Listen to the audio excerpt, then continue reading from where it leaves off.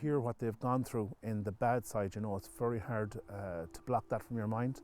You know, there have been plenty of sleepless nights for, I suppose, anyone who was elected, including myself, when you hear some stories that you're lying awake at night saying, you know, how could we as a state have, you know, put up with such horrific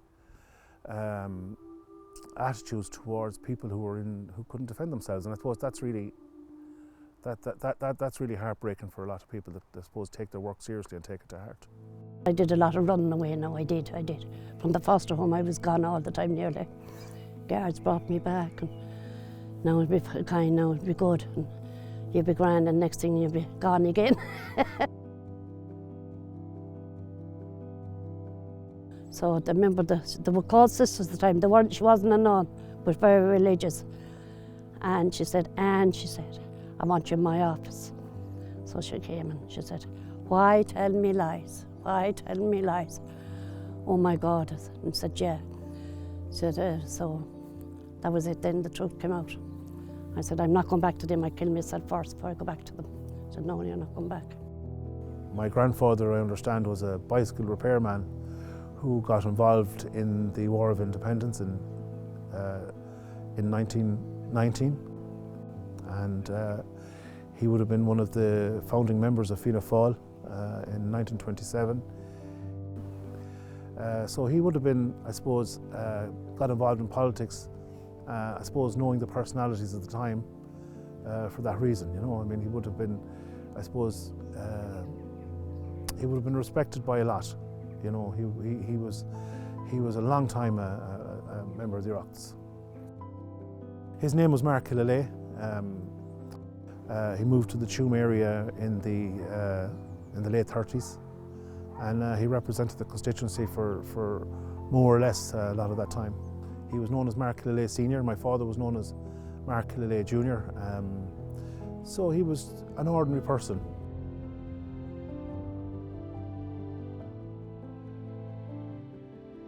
The son of the TDs took over then. He only died there on New Year's Eve. He died of cancer there, I heard. Gone. Bye.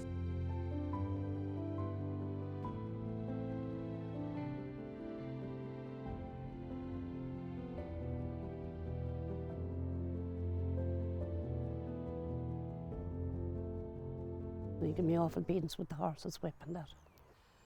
Yeah.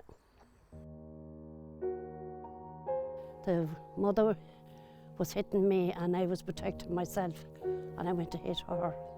So he said, you'll never do that to me, mother, again. That's what it was. And he stripped me from the waist down and belted me, put me across a chair and belted me. Had the blood pouring out of the bed. Couldn't sit. And they say, if anyone says anything, what happened, you say you fell. That were the answers I was to give.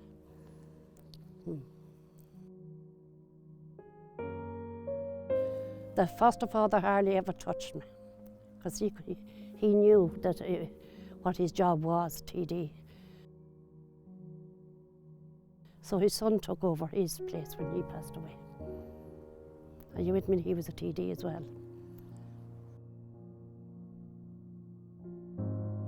And the brother sexually abused me. And the first time he did it was in his mother and father's bed. Do you know what I mean? Like, it wasn't my bed at all. It was his mother and father's bed.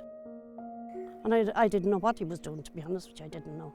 The guard said to me that he's very ill. And I said, sure, I'm ill as well. And I reported that, and we were just going into the court, 2 weeks, into the High Court here in Dublin, and he was gone.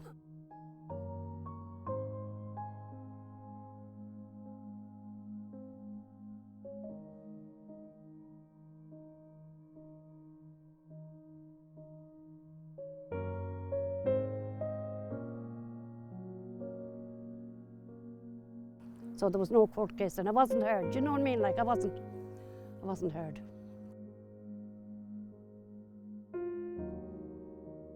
Charlotte was Mark Killalay Senior's son. He was in the house when Mum got fostered out. He would have been like 10, 12 years older than Mum at the time, so early 20s. He would have assaulted her sexually, physically. He was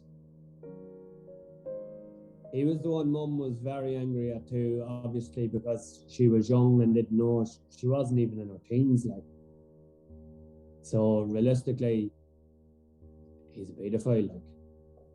Some people might call it a kiddie fiddler or that, but that's the caliber of people she got fostered out to and wasn't checked in on.